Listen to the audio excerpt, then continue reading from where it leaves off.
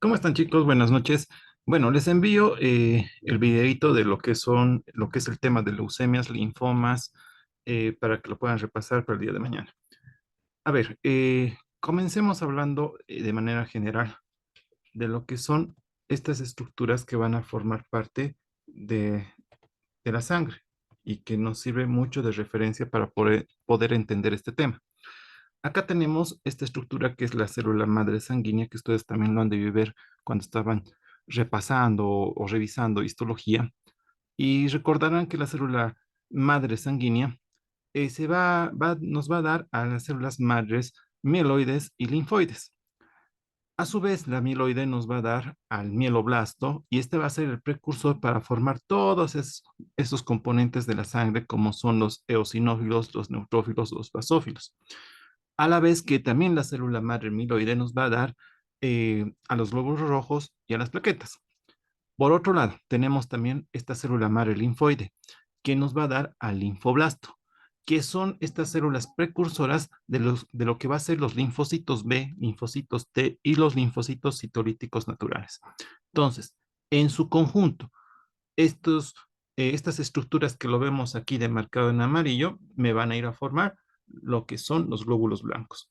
¿Por qué es importante? Porque justamente en este tipo de patologías que vamos a revisar ahora son los que se van a afectar.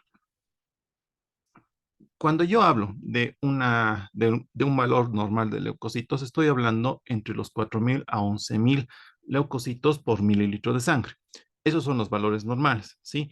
Obviamente estos valores, perdón, van a ir difiriendo en respecto al sexo, a la edad, tal vez alguna enfermedad que pueda presentar nuestro paciente. Cuando yo hablo de una alteración tanto de en exceso o disminución, estoy hablando de una producción excesiva tanto de leucocitos o una disminución. Entonces tenemos dos patologías, como es la leucocitosis o la leucopenia, ¿sí? Entonces, eso es para que quede claro y sepan diferenciar. Ahora, ¿qué vamos a ver en este tema? Tenemos que ver justamente estas patologías de los leucocitos, de esta serie blanca, pero desde el punto de vista de la morfología cancerígena. ¿Qué quiere decir? Esas células que puedan metastizarse y causar algún tipo de patología. Y esas patologías son las leucemias y los linfomas, que lo vemos a continuación. Cuando yo hablo de leucemia, la leucemia es una afección que es maligna, donde me va a implicar la producción excesiva de leucocitos inmaduros o anormales, ¿sí? Lo que finalmente me va a suprimir esa producción de las células sanguíneas normales y me produce esos síntomas relacionados con las citopenias. Acá podemos ver justamente esta imagen donde nos muestra una sangre normal donde está con todos los componentes necesarios que debería tener versus lo que es una leucemia. Y como lo vemos, justamente estamos viendo aquí estos leucocitos inmaduros anormales que me están haciendo una sobreproducción excesiva, lo que me va a causar la enfermedad. Para hablar de leucemias tenemos que clasificarlos en cuatro tipos. Lo hemos visto y el otro día lo han hecho ustedes. Entonces, para recordar, justamente es la leucemia linfocítica aguda, puede haber la leucemia linfocítica crónica, así como la leucemia mieloide aguda y como puede haber la leucemia mieloide crónica. ¿Cuál es la diferencia entre estas? Justamente ustedes tienen que ver la terminología, ¿sí? Yo hablo de leucemia, estoy hablando de una alteración que me está causando a nivel de la sangre. Cuando yo digo linfocítica, estoy hablando de esas células que me van a ir a formar linfocitos, ¿sí? Y cuando hablo de mieloides, son esas estructuras que habíamos visto en la primera imagen, donde veamos esas células mieloides que me va a dar la formación de otro tipo celular que también son componentes de la sangre. Entonces, los cuadros de todas estas patologías van a diferir de acuerdo a la rapidez que progresan, también a las características que va a presentar para que se puedan volver en células cancerosas. Las causas. De manera general, la leucemia, cualquier tipo de estas cuatro leucemias que estamos revisando, la mayoría tiene una etiología muy desconocida, ¿sí? Se atribuye generalmente a la exposición a la radiación, a ciertos tipos de quimioterapia. Eso quiere decir al uso de químicos para poder combatir ciertos tipos de cánceres, ¿sí? También a la exposición de ciertos químicos como el benceno, pesticidas, sustancias químicas que se inhalan, por ejemplo, al fumar el tabaco. Entonces, esas me pueden aumentar el riesgo de desarrollar algún tipo de leucemia. Si bien solamente aparecen un pequeño número de personas expuestas, entonces, pero sí tiene su relevancia. El tratamiento. Puedo hacer quimioterapia, puedo hacer inmunoterapia, puedo hacer una terapia dirigida. Entonces, esas son las opciones de tratamiento que nos dan. Obviamente la patología, que la quimio, como ustedes saben, es administrar medicamentos que me van a ir a ayudar a matar las células en su división, ¿sí? Para evitar que se sobrepoblen. La inmunoterapia, que es ese tratamiento del cáncer que emplea el propio sistema inmunológico de la persona para ir a atacar a estas células cancerígenas. Y también la terapia dirigida, que consiste en medicamentos que van a atacar los mecanismos biológicos de una célula cancerosa. Entonces, estos tres tipos de tratamientos son los más específicos para estas patologías. Ahora bien, hablemos de lo que son las cuatro tipos de leucemias que vamos a ver. Comienzo por la leucemia linfoblástica aguda. Este tipo de leucemia es muy frecuente en niños, ¿sí? Casi el 85% de esta patología está presente en niños, pero igual hay un porcentaje que puede atacar a personas adolescentes. ¿En qué consiste la leucemia linfoblástica aguda? Este tipo de leucemia me va a atacar a esos linfocitos pre-B, pre-T, que son inmaduros, lo que decíamos que eran los linfoblastos, ¿no? Esas células precursoras de los linfocitos. Entonces, leucemia linfoblástica, estamos hablando de linfocitos, de linfoblastos. Entonces, la mayoría de estos van a ser tumores, ya lo dije, que van a atacar, perdón, cánceres que van a atacar a la edad infantil. Entonces, que me van a producir una afectación extensa de la médula ósea y también de la sangre periférica. La patogenia, ¿en qué consiste? Eh, Al igual de que, hablando de manera general, en todos estos tipos de leucemia, la patogenia va a estar muy ligada a los cambios cromosómicos, algunas mutaciones, aberraciones cromosómicas que van a alterar la expresión o la función de los factores de transcripción que me van a controlar el normal desarrollo de los linfocitos B y T. Es por eso que estas van a estar afectadas en estos linfoblastos que me están produciendo linfocitos B o T. Entonces, es ahí donde se produce la aberración genética o la mutación, que es lo que me hace que se produzcan estas células anormales. En la morfología, ¿cómo yo lo voy a ver? Aquí podemos ver justamente en la imagen que nosotros vemos una médula, generalmente cuando se saca parte de la médula ósea para el estudio, lo vemos así, ¿no? Una médula que es hipercelular, llena de linfoblastos, que muestra una elevada actividad mitótica. Las células tumorales tienen escaso citoplasma basófilo con núcleos ligeramente mayores que los linfocitos pequeños y muestra una cromatina punteada, fina y nucleolos poco llamativos, ¿sí? Tanto los linfocitos, perdón, los linfoblastos pre-B y pre-T tienen la misma forma, la misma presentación. Dentro de las características clínicas que voy a encontrar en este tipo de pacientes, el inicio brusco, tormentoso de los síntomas que puede darse en días o semanas, ¿sí? Los síntomas pueden estar relacionados mucho con lo que es la función, la depresión de la función medular, donde yo voy a tener un paciente que está con astenia debido a la anemia que está teniendo, va a tener fiebre debido a las infecciones en el contexto de tener una neutropenia, va a haber hemorragias debido a la trombocitopenia que cursa mi paciente. ¿Qué quiere decir todo esto? Que justamente porque hay ese exceso de células anormales hace que no se produzca en la cantidad necesaria lo que son los neutrófilos y los demás componentes de la sangre. Algo característico en este tipo de lesiones, de patologías, vamos a encontrar el dolor óseo espontáneo, ¿sí?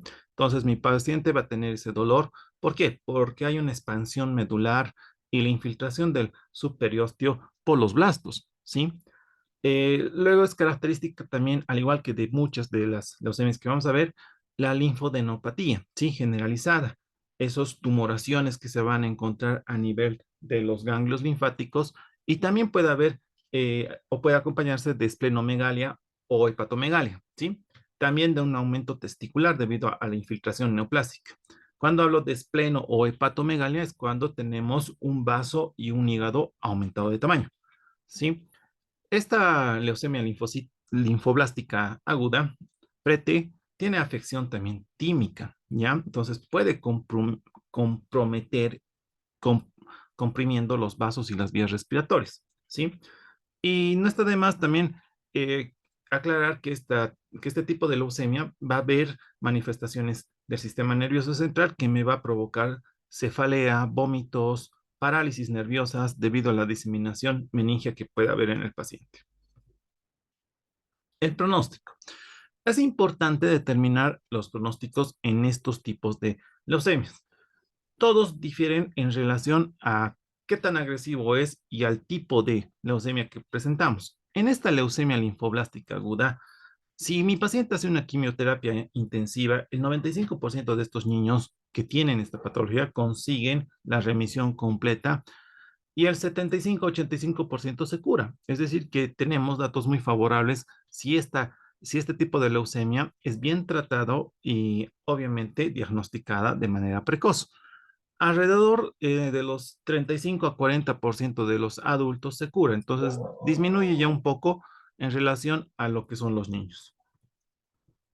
Hablemos de leucemia mieloide aguda, que habíamos dicho que era la parte o las células mieloides las que me forman neutrófilos, basófilos, eosinófilos, monocitos. Entonces, por ende, ¿qué va a haber en este tipo de patología? Cuando mis células, estas células neutrófilos, basófilos, eosinófilos, monocitos, se van a transformar en células cancerosas y se reemplazan rápidamente a las células normales que va a tener mi médula ósea. Entonces, esa es la característica. En esta imagen podemos ver que esta leucemia mieloide aguda vamos a tener diferentes tipos por el tipo de origen que va a tener. Por ejemplo, tenemos esas aberraciones genéticas, estas que van a estar asociadas a otras patologías, asociadas con el tratamiento, otras que no van a tener una especificación eh, concreta. Entonces, tenemos un montón de leucemias mieloides agudas. En la morfología, aquí vemos dos imágenes, estamos viendo justamente eh, que tenemos mayor del 20% de los blastos mieloides de la médula. Estos van a tener diferentes características morfológicas dependiendo obviamente del tipo de leucemia mieloide aguda. Los mieloblastos tienen esa cromatina nuclear delicada y lo vemos en la imagen A aquí arriba, ¿sí? Va a tener de 2 a 4 nucleolos, un citoplasma voluminoso que contiene gránulos finos azurófilos con peroxidasa o estructuras en forma de aguja, características que se tiñen de rojo y contienen peroxidasa llamada los cuerpos de Auret, que lo vemos justamente acá en estas células que estamos viendo. También los monoblastos que tienen núcleos plegados o lobulados que carecen de estos cuerpos de Aurer y habitualmente no expresan la peroxidasa. Entonces lo vemos en la imagen de abajo. En las características clínicas, ¿qué vamos a encontrar? El, Aunque este tipo de leucemia constituye casi el 20% de las leucemias infantiles, afecta sobre todo a los adultos, ¿sí? La incidencia crece a lo largo de la vida y un valor máximo es pasado los 60 años de edad. Entonces, a diferencia de la otra que veíamos, que era más en niños, ¿sí? ¿Qué va a tener mi paciente? Va a tener anemia, va a tener neutropenia, trombocitopenia, entonces por ende va a haber astenia, fiebres, hemorragias de mucosas cutáneas espontáneas, entonces es parecido a lo que veíamos en la leucemia linfoblástica aguda, ¿sí? Una característica es que vamos a tener la diatéresis hemorrágica, que es causada justamente por la trombocitopenia y la manifestación clínica más llamativa es esta, ¿no? ¿Por qué? Porque mi paciente va a presentar petequias, equimosis cutáneas, esos moretones que se dice vulgarmente, que aparecen sin causa ni origen, ¿sí? Entonces, esas son que aparecen de manera espontánea. Y eso es lo que llama justamente la atención al paciente porque empieza a presentar ese tipo de lesiones. Puede haber hemorragias de las superficies serosas, de las encías, de la vía digestiva, de las vías urinarias. Entonces, estamos hablando de un cuadro que es muy característico, ¿sí? Eh, los procoagulantes liberados por estas células pueden producir de alguna manera una coagulación intravascular diseminada. Esa neutropenia, al igual que la linfoblástica, igual me provoca lesiones. Me provoca una infección que puede ser justamente por frecuencia de esas infecciones oportunistas como en los hongos, ¿sí? Que me va a afectar lo que es la cavidad oral, la piel, los pulmones, los riñones, la vejiga, el colon. Entonces puede ir asociado con eso, ¿sí? La propagación del sistema nervioso central en este tipo de leucemias es menos frecuente. Acá podemos ver un resumen de los signos que va a presentar mi pacientito con una leucemia mieloide aguda, que como dijimos es parecido a mi primera leucemia linfoblástica. El pronóstico es variable, dependiendo obviamente de su patogenia. Generalmente el 60% de los pacientes consiguen la remisión completa con quimioterapia, o otro tanto del 15 al 30% permanecen libres de la enfermedad durante unos 5 años. Entonces, obviamente, tienen que tener controles periódicos porque no es una leucemia que desaparece totalmente. Hablemos de lo que son las leucemias linfocíticas crónicas, ¿sí? Cuando yo hablo de crónico, de cronicidad, estoy hablando de una progresión lenta, ¿sí? En el cual acá quienes se van a ver afectados los linfocitos, que aparentemente están maduros, pero se convierten en cancerosos. Si recuerdan, cuando yo hablaba de la leucemia linfoblástica aguda, estaba hablando de linfoblastos inmaduros, ¿sí? Aquí yo tengo linfocitos maduros, esa es la diferencia. Y generalmente van a reemplazar las células normales en los ganglios linfáticos. Estas personas afectadas pueden no tener síntomas, porque como es una enfermedad progresiva y lenta, a veces mi paciente pasa desapercibido con sus síntomas, ¿sí? Eh, Alguna vez mi paciente puede tener cansancio, fiebre, sudores nocturnos, pérdida de peso que no es justamente justificable, o sea, no sabe por qué pierde peso, entonces eso es lo que empieza a llamar la atención a mi paciente. Y generalmente este tipo de leucemias me va a atacar a las personas mayores, eh, y casi nunca ataca a los niños, ¿no? En la patogenia que vemos, vamos a tener lo mismo que veíamos en las anteriores leucemias, alguna alteración, por ejemplo, la trisomía 12q, que puede haber alteración genética, mutaciones genéticas, que en su mayoría es la causa más frecuente de este tipo de leucemias. En la morfología, por ejemplo, en un ganglio linfático yo lo veo así, borrado de forma difuso por los linfocitos pequeños, con núcleos redondos, irregulares, que se mezclan con un número variable de células grandes en división, que son los prolinfocitos. Entonces, en la imagen de arriba lo vemos justamente así. También podemos ver extensiones periféricas que contienen un número aumentado de linfocitos pequeños, como vemos en esta imagen de abajo, ¿sí? Algunos que están rotos, que producen también esas conocidas células de Frotis. Es frecuente estas afecciones tanto en la médula, en el vaso, como en el hígado. ¿Qué voy a encontrar en una leucemia linfocítica crónica? Estos síntomas inespecíficos que pueden hacerme sospechar de alguna otra patología como es la astenia, la pérdida de peso y la anorexia. Característico de este tipo de patologías es las linfodenopatías, ¿sí? Generalizadas, y las hepatoesplenomegalis, que se presenta casi en el 50-60% de mis pacientes. Obviamente, en la sangre nosotros vemos una linfocitosis que puede llegar hasta los 200,000. Si se acuerdan, el valor normal es de 4,000 a 11,000. Entonces, son cuadros muy elevados. Y también puede estar asociado con alteraciones inmunitarias como la hipoglobulinemia, ¿sí? Y anticuerpos frente a eritrocitos o plaquetas. El pronóstico es igual, variable, dependiendo del estado clínico de mi paciente.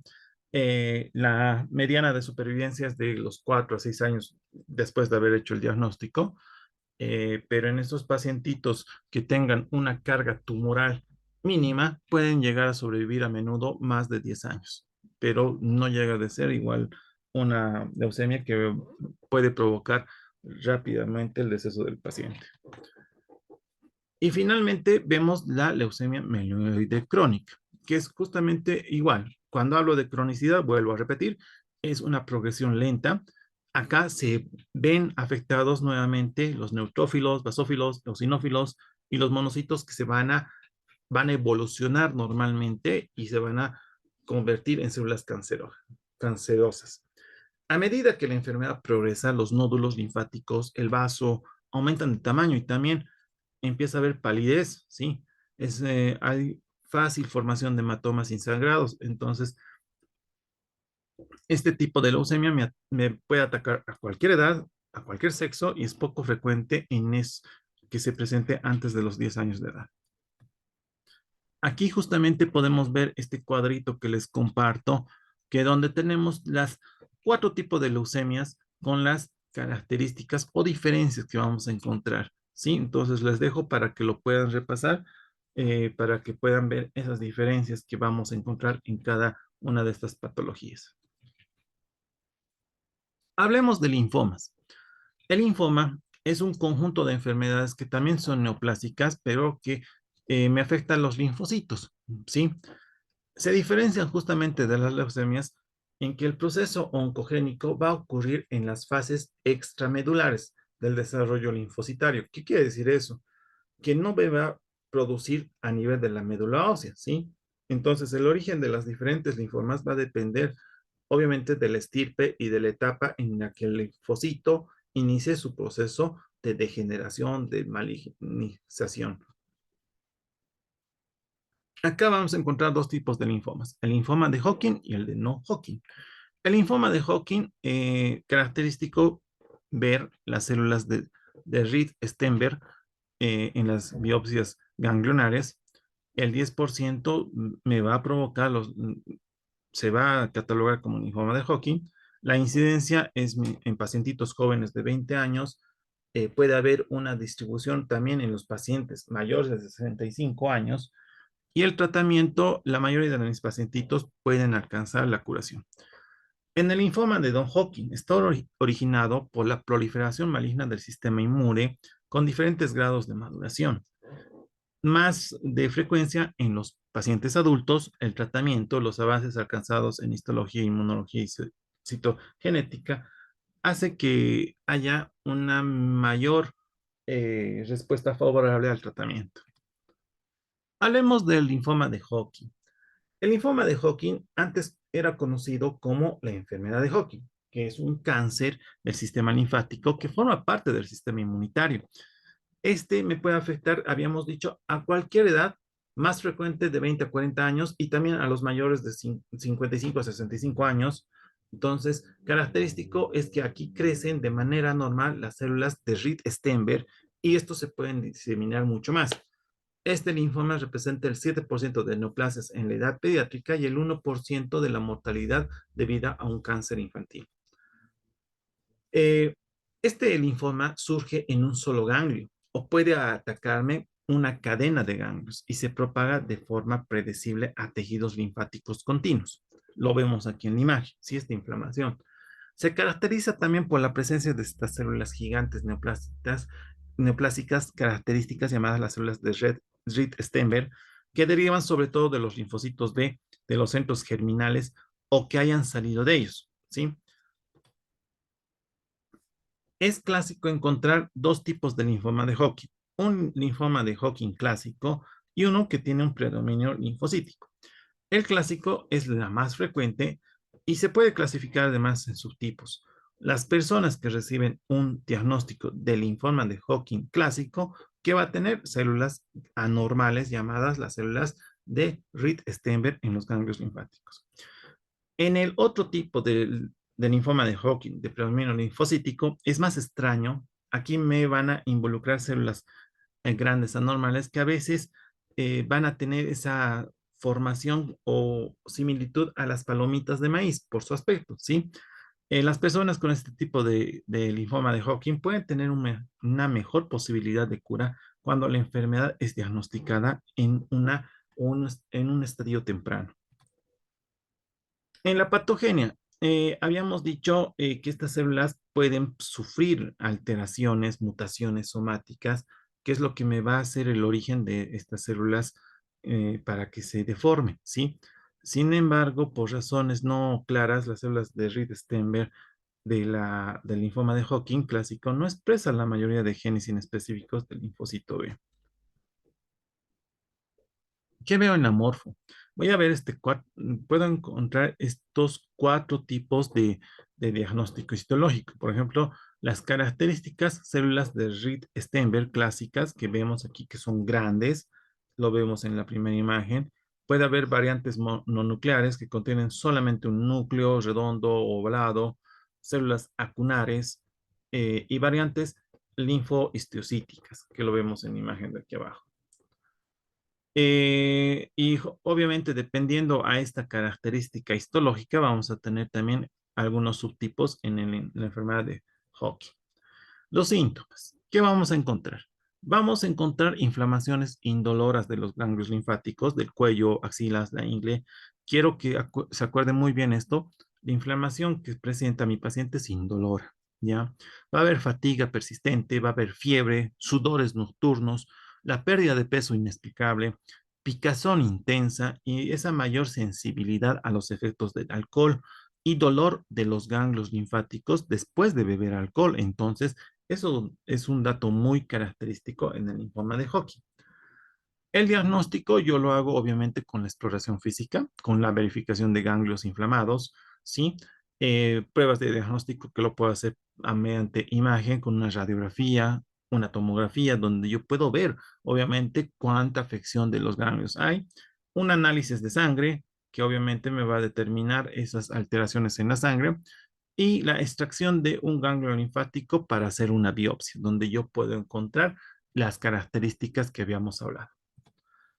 El linfoma de no-Hodgkin se trata de cánceres de un subtipo específico de los glóbulos blancos, que son los leucocitos, denominados linfocitos, ¿sí? Que ayudan a combatir las infecciones. Los linfomas pueden desarrollarse a partir tanto de linfocitos B como T. Los linfocitos T son los más importantes en la regulación del sistema inmunitario y para combatir las infecciones víricas. Los B, como ustedes saben, me van a producir anticuerpos que son esenciales para combatir estas infecciones. Los síntomas que yo voy a encontrar. Aquí igual, encuentro un hinchazón de los ganglios linfáticos del cuello, de las axilas, de la ingle. Hay hinchazón y dolor abdominal, cosa que no había, ¿verdad? En el linfoma de Hodgkin. Hay dolor en el pecho, hay tos, dificultad para respirar. El agotamiento, al igual que el otro, también va a existir. Fiebre, sudores nocturnos, al igual que el otro, igual va a haber. Y también la pérdida de peso sin causa aparente. El diagnóstico yo lo hago igual mediante la exploración física, estas pruebas diagnósticas donde hago una biopsia de estas adenomegalias que hay, de esos ganglios linfáticos palpables, y también las pruebas de estratificación, que una vez que yo diagnostico el linfoma, empiezo a hacer la estratificación en qué grado lo encontramos. Podemos ver aquí la estratificación clínica del linfoma de Hodgkin y del linfoma no Hodgkin de acuerdo al estadio. Y como ustedes pueden ver, un estadio 1 es esa afección de una única región de ganglios linfáticos. Un estadio 2, cuando ya altera o me afecta dos o más regiones de ganglios linfáticos. Luego tengo el estadio 3 con una afección de regiones del ganglio linfático a ambos lados del diafragma, con afección localizada de un órgano o una región extralinfática. Un estadio 4 donde tengo una afectación difusa de uno o más órganos o regiones extralinfáticas con o sin afección linfática. Y aquí les dejo esta imagen donde ustedes puedan ver las diferencias entre lo que es un linfoma de Hodgkin y de no Hodgkin. En un Hodgkin encuentro una adenopatía localizada, ¿sí? En un no Hodgkin es una adenopatía más generalizada. Eh, en un Hodgkin yo encuentro que puede originarse en casi todas las partes del cuerpo y la mayoría son los adenoides y amígdalas, ganglios linfáticos, vasos linfáticos, timo, vaso, tracto digestivo y médula ósea. En un non-Hodgkin yo encuentro en cualquier lugar. Y si ustedes hacen la comparación, aquí me está afectando estómago, colon, intestino delgado, recto. Entonces, por eso mi paciente tiene dolor abdominal, ¿sí? Los síntomas. En el linfoma de Hodgkin es una inflamación indolora, no duele, pero sí hay presencia de ganglios inflamados. Hay fatiga persistente, hay fiebre, hay sudores nocturnos, hay pérdida de peso inexplicable, hay picazón y mayor sensibilidad a los efectos del alcohol. En un no Hodgkin hay hinchazón de mis ganglios linfáticos, ¿sí? Que alguna vez son dolorosos, ¿sí?